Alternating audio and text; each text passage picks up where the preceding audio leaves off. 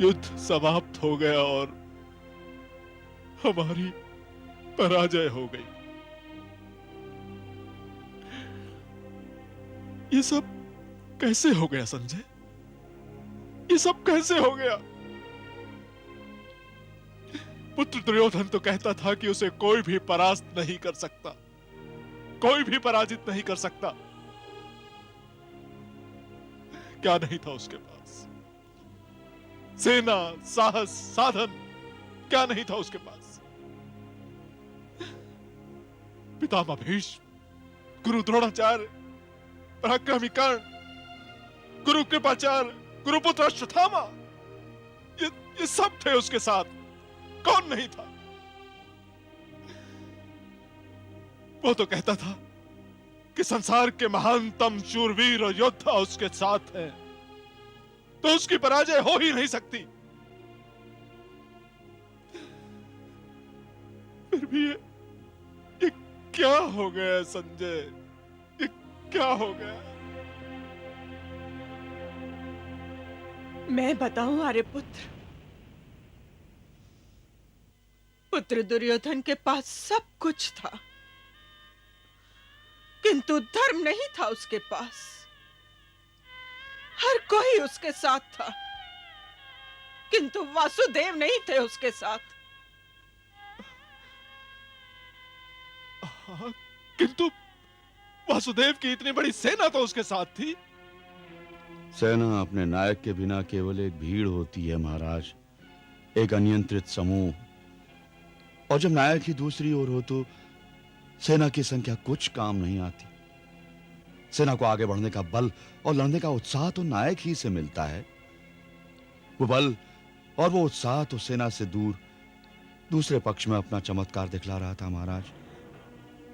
मैंने तो युद्ध के प्रारंभ होने से पहले ही युद्ध के परिणाम को जान लिया था आर्यपुत्र, किंतु आप ही पराजय के पैरों की चाप को सुन नहीं पाए थे। गर्व और अहंकार के शोर ने पराजय के पैरों की चाप को आपके कानों तक पहुंचने नहीं दिया आर्यपुत्र, पहुंचने नहीं दिया। परंतु मेरा पुत्र कहां है और किस दशा में है? सुना नहीं तुमने संजय? मेरा पुत्र कैसा है? मेरा दुर्योधन कैसा है?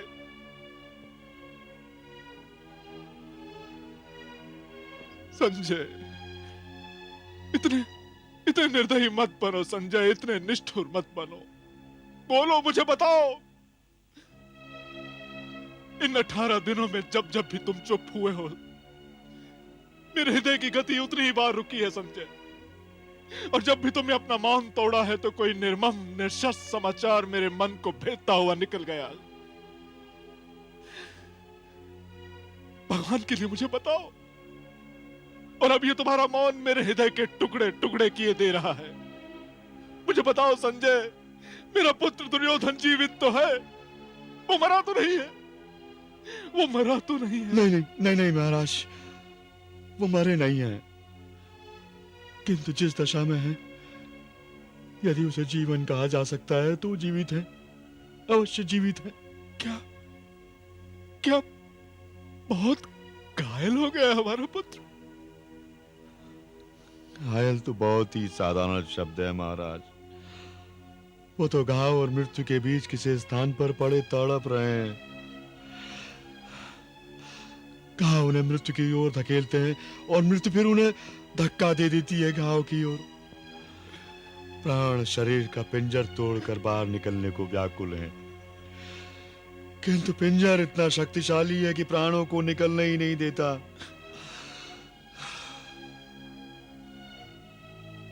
हे भगवान,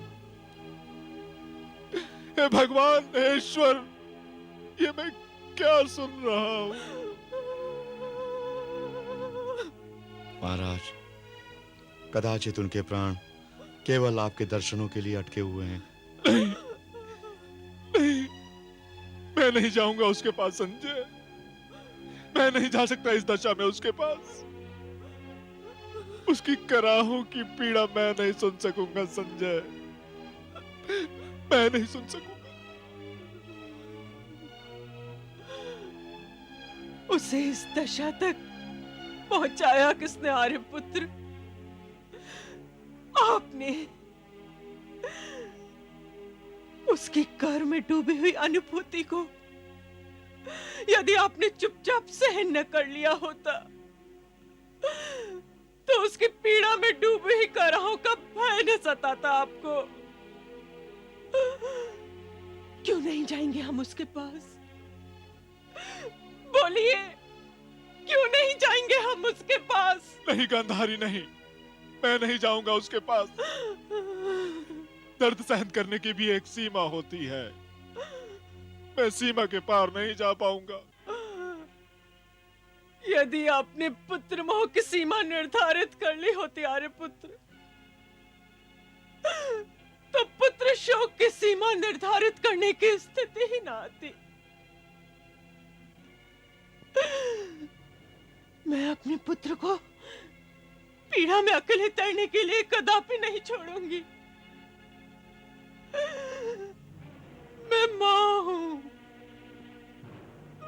अभागन हूं तो क्या हुआ? संजय, मुझे ले चलो अपने दुर्योधन के पास, ले चलो मुझे। जो आज्ञा महारानी। गांधारी, मैं भी चलता हूं, मैं भी चलूं। यदि जीवन को हमारी सहन शक्ति की कोई अंतिम परीक्षा भी लेनी है तो वो भी ले ले। चलो संजय, हमें पुत्र दुर्योधन के पास ले चलो।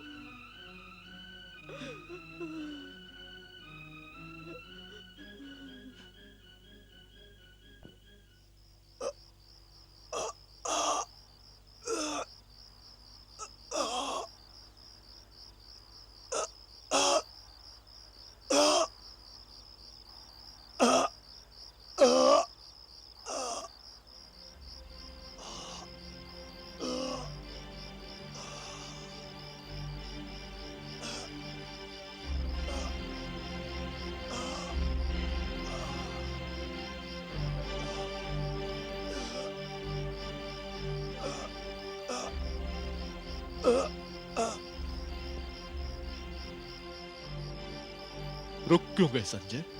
महाराज, मेरे धैर्य और साहस की सीमा यहीं समाप्त होती है। जहां धर्म या कृष्ण हो वहीं विजय का वास हो। अधर्म जिस पक्ष में रहे वहां बस नाश।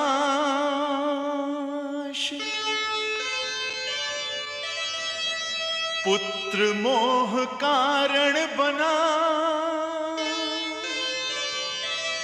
पुत्र शोक परिणाम। मरण सेज पर ले रहा है जीवन विश्राम।